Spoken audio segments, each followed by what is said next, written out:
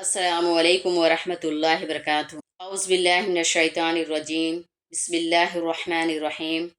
الحمد للہ رب العالمین، والصلاة والسلام علی رسولہ الکریم سیدنا محمد وآلہ وصحبہ اجمعین، اما بعد۔ ربی یسر ولا تعسر وتمم بالخیر وبک نستعین یا فتاح، ربی زدنی علما، رب اشرح لی صدری ویسر لی امری واحلل عقدۃ من لسانی یفقہوا قولی۔ اللہم اعنی علی ذکرک و شکرک و حسن عبادتک۔ پہلا پارہ ہے الف لام میم اور دوسری سورہ ہے سورہ بقرہ۔ ما ننسخ من آیات او ننسها نأتی بخیر منها او مثلها الم تعلم ان اللہ علی کل شیء قدیر الم تعلم ان اللہ لہ ملک السماوات والارض وما لکم من دون اللہ من ولی ولا نصیر ام تريدون ان تسألوا رسولکم کما سئل موسیٰ من قبل ومن يتبدل الكفر بالایمان فقد ضل سواء السبیل۔ اللہ تعالیٰ فرما رہے ہیں، ہم کوئی بھی آیت منسوخ کرتے ہیں یا بھلا دیتے ہیں تو اس سے بہتر ہی یا اسی کے معنی دوسرا حکم عطا کر دیتے ہیں۔ کیا تم کو نہیں معلوم کہ اللہ ہر چیز پر قادر ہے؟ تم نہیں جانتے کہ اللہ ہی کے لیے آسمان و زمین کی سلطنت ہے، اور اللہ کے سوا نہ تمہارا کوئی دوست ہے اور نہ مددگار۔ یا اے مسلمانوں، تم بھی چاہتے ہو کہ اپنے رسول سے اسی طرح کے سوال کرو جیسے اس سے پہلے موسیٰ سے کیے گئے تھے، اور جو ایمان کے بجائے کفر کو اختیار کرے وہ یقیناً راہ راست سے دور ہٹ جائے گا۔ تفسیر ہے، توجہ دے تاکہ بات ذہن میں رہے کہ قرآن مجید کے احکام اور الفاظ میں نسخ واقع ہوا ہے۔ نسخ کی ایک صورت تو یہ ہے کہ پہلے ایک حکم دیا جائے، پھر تجربے سے حکم دینے والے کو اندازہ ہو کہ یہ حکم صحیح نہیں تھا، اس کے بجائے فلاں حکم ہونا چاہیے، جیسا کہ انسان کو پیش آتا رہتا ہے۔ اللہ تعالیٰ سے اس طرح کا نسخ پیش نہیں آ سکتا، کیونکہ یہ صورت کم علمی کی وجہ سے پیش آتی ہے، اور اللہ تعالیٰ کی ذات اس سے پاک ہے۔ کبھی نسخ حکمت و مصلحت کے تقاضے سے ہوتا ہے، جیسے ایک ڈاکٹر دوائیں تجویز کرتا ہے، اسے معلوم ہے کہ چند دنوں بعد نسخہ تبدیل کرنا ہے، لیکن وہ قبل از وقت اس کی اطلاع نہیں کرتا اور وقت پر نسخہ تبدیل کر دیتا ہے۔ یہ تبدیلی کم علمی کے باعث نہیں کہ یہ تبدیلی پہلے سے اس کے علم میں تھی۔ نسخ کی ایک صورت اللہ تعالیٰ کی طرف سے پائی جاتی ہے، اور عقلی اعتبار سے بھی اس میں کوئی قابل اعتراض بات نہیں ہے۔ پھر نسخ کی دو صورتوں میں ایک یہ ہے کہ الفاظ باقی رہ جائیں، معنی منسوخ ہوں، اور دوسرے الفاظ کی تلاوت و معنی دونوں منسوخ ہو جائیں۔ پہلی صورت کو قرآن مجید میں منسوخ کرنے اور دوسری صورت کو بھلا دینے سے تعبیر کیا گیا ہے۔ آگے فرمایا جا رہا ہے، اس سے بہتر یا اسی طرح کا حکم لانے کا مطلب یہ ہے کہ جو حکم منسوخ ہوتا ہے اور اس کی جگہ دوسرا حکم لایا جاتا ہے، وہ دوسرا حکم یا تو اس سے آسان ہوتا ہے تو دنیا کے اعتبار سے بہتر ہوا، یا اس میں مشقت اور احتیاط زیادہ ہوگی تو اجر و ثواب کے اعتبار سے بہتر ہوا۔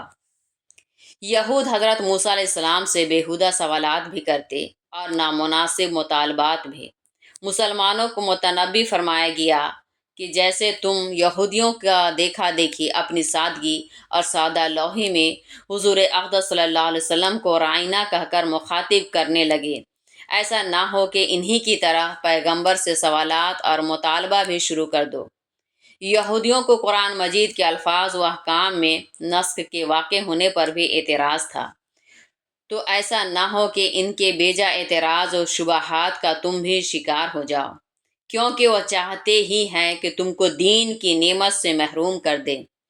اس تشریح کے مطابق اس آیت کے مخاطب مسلمان ہیں۔ زیادہ تر مفسرین کی رائے یہی ہے، یعنی مشرف با ایمان ہونے کے بعد رسول کی شان میں کوئی گستاخی یا اعتراض کر گیا تو یہ راہ راست پا کر بھی اس سے محروم ہو جانا ہے۔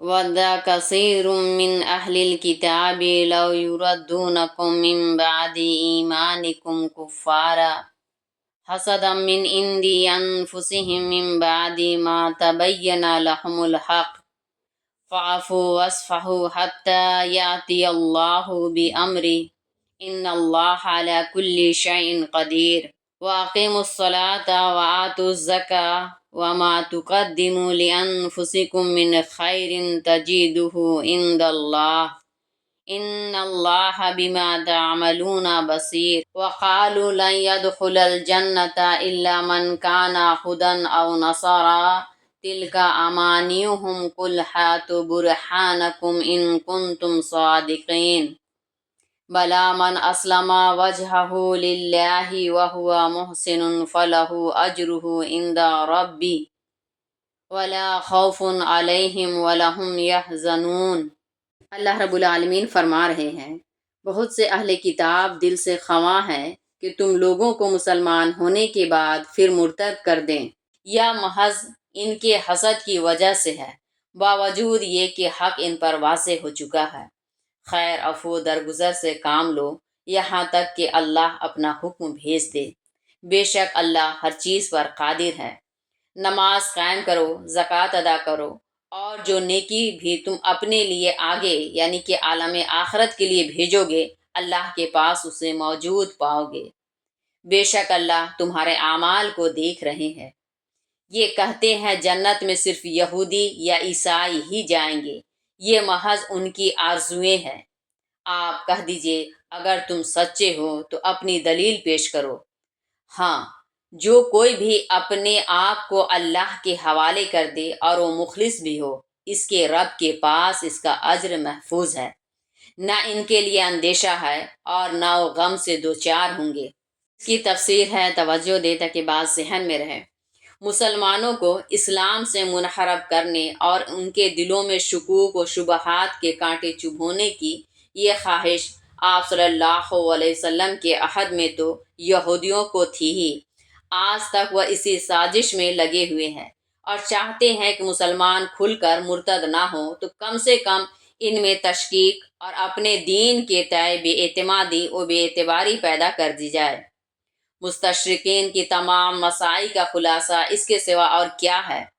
قرآن مجید نے متنبی کر دیا کہ مسلمان ہمیشہ اس سازش کے بارے میں اپنے کان کھڑے رکھے اور ان کے مکر و فریب سے اپنا دامن بچائے رکھے۔ اس وقت تک جہاد کا حکم نہ آیا تھا، اس لیے مسلمانوں کو فرمایا گیا کہ اشتعال سے بچیں، صبر کا دامن نہ چھوڑیں، یہاں تک کہ اللہ کی طرف سے کوئی نیا حکم آ جائے۔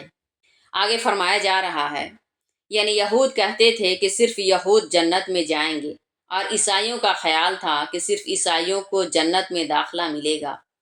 قرآن مجید کہتا ہے کہ یہ سب دعویٰ بلا دلیل ہے۔ پھر آگے اللہ تعالیٰ نے آخرت کی کامیابی اور جنت میں جگہ پانے کا اصول بیان فرما دیا کہ جو بھی اخلاص کے ساتھ اللہ کے سامنے سر تسلیم خم کر دے وہ جنت میں جائے گا۔ اللہ کے احکام کے سامنے سر جھکانے میں یہ بات داخل ہے کہ اللہ تعالیٰ کے تمام پیغمبروں پر ایمان لائے، یہودی حضرت مسیح علیہ السلام پر ایمان نہیں لائے اور عیسائی پیغمبر اسلام صلی اللہ علیہ وسلم پر ایمان نہیں لائے۔ تو اب اسلام کے آنے کے بعد نہ یہودیت میں نجات باقی رہی نہ عیسائیت میں، نیز ایمان میں اخلاص بھی ضروری ہے۔ اس لیے منافقین کا ایمان بھی معتبر نہیں کہ اخلاص سے خالی اور محض دکھاوے کے طور پر ہے، گویا اب اخلاص کے ساتھ مسلمان ہونا ہی جنت میں جانے کی کلید اور دوزخ سے نجات کا ذریعہ ہے۔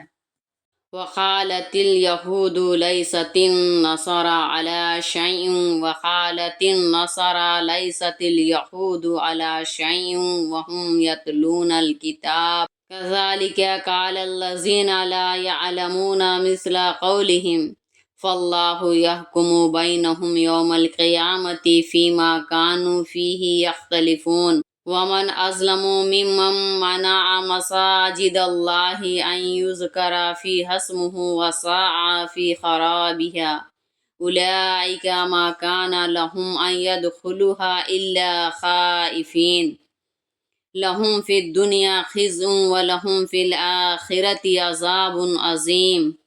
اللہ رب العالمین فرما رہے ہیں، یہود نے کہا کہ نصارہ کی کوئی بنیاد نہیں اور نصارہ نے کہا کہ یہود کی کوئی بنیاد نہیں، حالانکہ یہ سب ایک ہی کتاب پڑھتے ہیں۔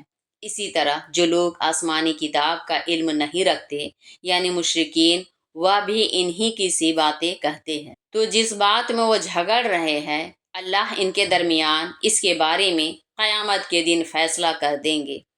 اور اس سے بڑھ کر ظالم اور کون ہوگا جو اللہ کی مسجدوں میں اللہ کا نام لینے سے روکے اور اس کو ویران کرنے کے درپے ہو۔ وہ تو اس لائق بھی نہیں کہ بے خوف ہو کر مسجدوں میں داخل ہو۔ ان کے لیے دنیا میں رسوائی اور آخرت میں بڑا عذاب ہے۔ توجہ دیں تاکہ اس کی تفسیر ذہن میں رہے۔ یعنی یہود تورات پڑھتے ہیں جس میں حضرت مسیح علیہ السلام کی تشریف آوری کے بارے میں پیشین گوئی موجود ہے، پھر بھی یہود عیسائیوں کو بے بنیاد کہتے ہیں۔ عیسائی حالانکہ تورات کے قائل ہیں، لیکن ضد میں انہوں نے بھی یہودیت کو بے اصل قرار دے رکھا ہے۔ پس تورات پر ایمان رکھنے اور اس کو پڑھنے کے باوجود ان دونوں کا ایک دوسرے کو بے بنیاد قرار دینا حیرت انگیز ہے۔ اس سے مشرکین عرب اور عام کفار مراد ہیں جن کے پاس کوئی آسمانی کتاب نہیں تھی۔ آخرت کے فیصلہ سے مراد ثواب و عذاب ہے، ورنہ حق و باطل کا فیصلہ تو دنیا میں ہو چکا ہے۔ اسی لیے اللہ تعالیٰ نے دنیا میں اپنے پیغمبروں کو بھیجا اور ان کے ذریعے اپنی کتابیں نازل فرمائیں۔ آگے بتایا جا رہا ہے، اس سے اہل مکہ مراد ہیں جنہوں نے ہجرت سے پہلے رسول اللہ صلی اللہ علیہ وسلم کو کعبہ میں داخل ہونے سے اور ہجرت کے بعد آپ صلی اللہ علیہ وسلم کو اور آپ صلی اللہ علیہ وسلم کے رفقا کو عمرہ کرنے سے منع کیا تھا۔ اسی کے نتیجے میں 6 ہجری میں صلح حدیبیہ ہوئی۔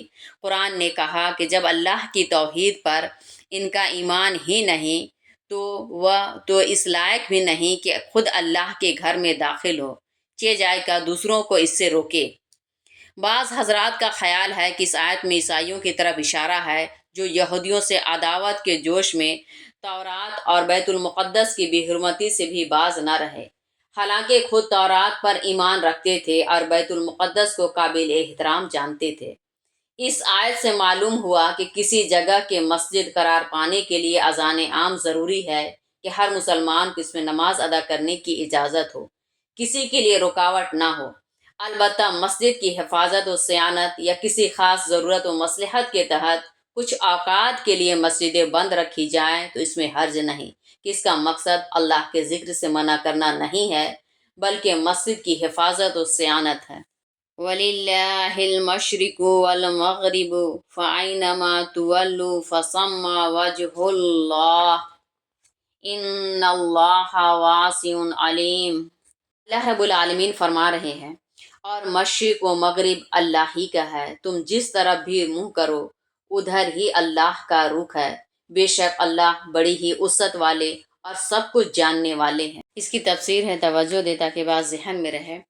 یعنی اللہ تعالیٰ کی ذات کسی ایک سمت محدود نہیں کہ اس طرف خدا ہو دوسری طرف نہ ہو، اس لیے ایک ہی رخ پر اصرار کے کوئی معنی نہیں۔ قبلہ مقرر کرنے کا مقصود یکسوئی ذہنی ارتکاز اور اجتماعیت ہے، اس لیے اللہ تعالیٰ جس سمت میں عبادت کا حکم دے ادھر رخ کرنا کافی ہے، اور قبلہ کا مقصد اس سے حاصل ہو جاتا ہے۔ مشرق ہو یا مغرب اور شمال ہو یا جنوب، اسلام کی آمد کے وقت عرب کے گرد و پیش جو قومیں آباد تھیں وہ عبادت میں مشرق یا مغرب کی طرف رخ کرتی تھیں، اس لیے خاص طور پر ان سمتوں کا ذکر کیا گیا۔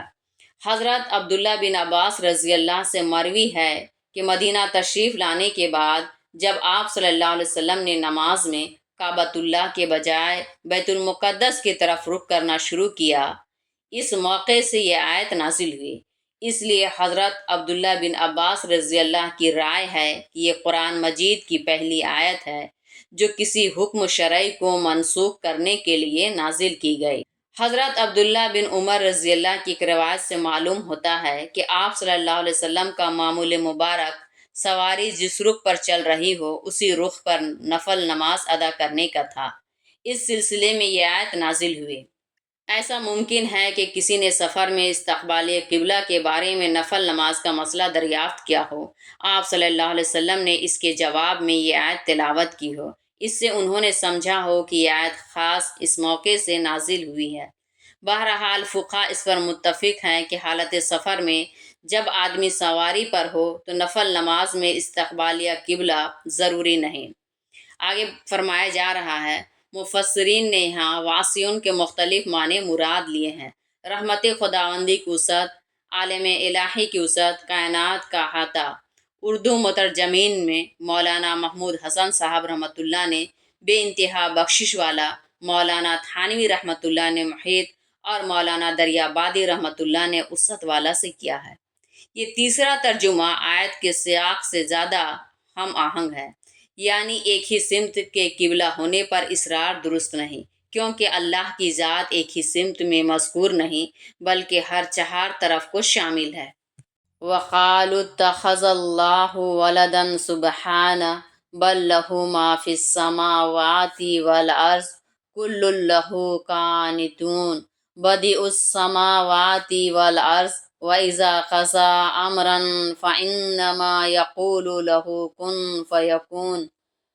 وقال الذين لا يعلمون لولا يكلمنا الله أو تأتينا آية كذلك قال الذين من قبلهم مثل قولهم تشابهت قلوبهم قد بينا الآيات لقوم يوقنون إنا أرسلناك بالحق بشيرا ونذيرا ولا تسأل عن أصحاب الجحيم۔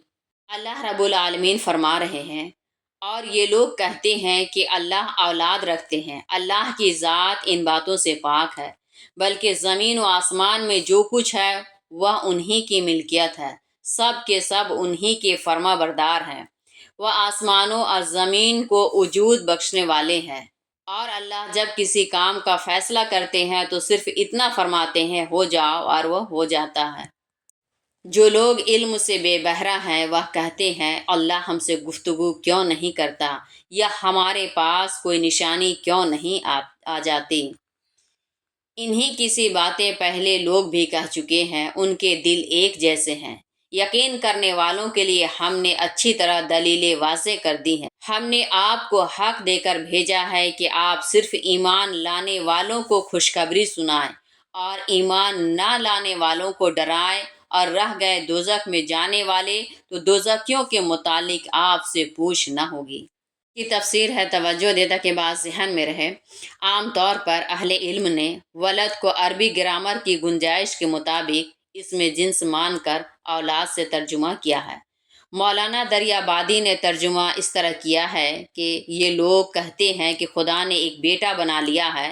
مولانا مرحوم کی رائے میں عیسائیوں میں ایک فرقہ اتخاذیوں کا گزرا ہے، جن کا عقیدہ تھا کہ اللہ نے تین میں سے ایک اکنوم یعنی مسیح کو اپنا متنبع بنا لیا ہے، گویا حقیقت میں بیٹا نہیں بلکہ منہ بولا بیٹا ہے۔ اس آیت میں انہی کی تردید ہے۔ آگے بتایا جا رہا ہے، یعنی خدا کا رشتہ کسی سے والد اور مولود اور باپ بیٹے کا نہیں بلکہ مالک اور مملوک کا ہے۔ خدا پوری کائنات اور کائنات میں پیدا ہونے والی اشیاء اور شخصیتوں کا مالک ہے، اور یہ سب خدا کے مملوک ہیں۔ بدی کے معنی پہلے سے موجود نمونہ کے بغیر کسی شے کو وجود میں لانے والے کے ہیں۔ یہ محض سمجھانے کا طریقہ ہے، ورنہ اللہ کسی چیز کو وجود میں لانے کے لیے کسی کلمہ کے کہنے کے بھی محتاج نہیں۔ جس چیز کا ارادہ فرماتے ہیں وہ وجود میں آ جاتی ہے۔ آیات کے معنی دلائل بھی ہیں اور نشانیاں بھی، دونوں طرح ترجمہ کیا گیا ہے۔ دلائل کا لفظ علمی دلائل اور حسی معجزات دونوں کو شامل ہے۔ وَلَن تَرْضَىٰ عَنكَ الْيَهُودُ وَلَا النَّصَارَىٰ حَتَّىٰ تَتَّبِعَ مِلَّتَهُمْ قُلْ إِنَّ هُدَى اللَّهِ هُوَ الْهُدَىٰ وَلَن تَرْضَىٰ عَنكَ الْيَهُودُ وَلَا النَّصَارَىٰ حَتَّىٰ تَتَّبِعَ مِلَّتَهُمْ قُلْ إِنَّ هُدَى اللَّهِ هُوَ الْهُدَىٰ وَلَئِنِ اتَّبَعْتَ أَهْوَاءَهُمْ بَعْدَ الَّذِي جَاءَكَ مِنَ الْعِلْمِ مَا لَكَ مِنَ اللَّهِ مِن وَلِيٍّ وَلَا نَصِيرٍ الَّذِينَ آتَيْنَاهُمُ الْكِتَابَ يَتْلُونَهُ حَقَّ تِلَاوَتِهِ أُولَٰئِكَ يُؤْمِنُونَ بِهِ وَمَن يَكْفُرْ بِهِ فَأُولَٰئِكَ هُمُ الْخَاسِرُونَ یا بنی اسرائیل اذکروا نعمتی التی انعمت علیکم وانی فضلتکم علی العالمین واتقوا یوما لا تجزی نفس عن نفس شیئا ولا يقبل منها عدل ولا تنفعها شفاعة ولهم ینصرون۔ اللہ رب العالمین فرما رہے ہیں یہود و نصارہ آپ سے اس وقت تک خوش نہیں ہوں گے جب تک کہ آپ ان کے مذہب کے پیرو نہ ہو جائیں۔ آپ کہہ دیجئے حقیقت میں جو راہ اللہ نے بتائی ہے وہی درست راستہ ہے۔ جس علم یعنی وحی سے آپ کو سرفراز کیا گیا، اگر اس کے حاصل ہونے کے بعد بھی آپ ان کی خواہشات کی پیروی کرنے لگے تو اللہ کے مقابلہ آپ کا کوئی دوست اور مددگار نہ ہوگا۔ جن لوگوں کو ہم نے کتاب دی ہے اگر وہ اس کی اس طرح تلاوت کرے جو اس کی تلاوت کا حق ہے تو وہ اس قرآن پر ایمان لے آئیں گے، اور جو اس کا انکار کریں گے وہ خود ہی نقصان اٹھائیں گے۔ اے بنی اسرائیل، میں نے تم کو جو نعمتیں بخشی تھیں اور دنیا بھر پر تم کو فضیلت عطا کی تھی اس کو یاد کرو، اور اس دن سے ڈرو جس دن کوئی شخص کسی کے کام نہ آئے گا اور نہ کوئی معاوضہ قبول کیا جائے گا، نہ سفارش کام آئے گی اور نہ انہیں کوئی مدد پہنچے گی۔ تفسیر ہے، توجہ دے تاکہ بات ذہن میں رہے، یعنی اہل کتاب ہونے کے باوجود یہودیوں اور نصرانیوں کا قبول اسلام سے انکار کرنا کسی دلیل اور علم کی بنیاد پر نہیں، محض ضد کی وجہ سے ہے۔ ایسے لوگوں کا دل کسی بھی طرح پگھلنے والا نہیں، اسی لیے آپ ان کی فکر میں اپنے آپ کو نہ گھلائیں۔ آگے فرمایا جا رہا ہے تلاوت کا حق، تعصب کی عینک اتار کر اس کے مضمون میں غور کرنا اور پھر اس پر عمل کرنا۔ اگر یہود و نصارہ ایسا کرتے تو تورات و انجیل میں آپ صلی اللہ علیہ وسلم کی نبوت کی پیشن گوئی اس قدر واضح ہے کہ ضرور ایمان لے آتے، اور جن لوگوں نے ایسا کیا وہ ایمان سے مشرف بھی ہوئے۔ گزر چکا ہے اس کی فضیلت کا تعلق امت محمدیہ صلی اللہ علیہ وسلم کے ظہور سے پہلے کے دور سے ہے۔ اس وقت صرف بنو اسرائیل ہی توحید کے علم بردار تھے اور پوری دنیا شرک کی آماجگاہ تھی، اس لیے بنو اسرائیل دوسری قوموں سے افضل تھے۔ تو اللہ رب العالمین ہم سب کو عمل کرنے کی توفیق عطا فرمائے، آمین۔ وما علینا الا البلاغ۔ السلام علیکم ورحمۃ اللہ وبرکاتہ۔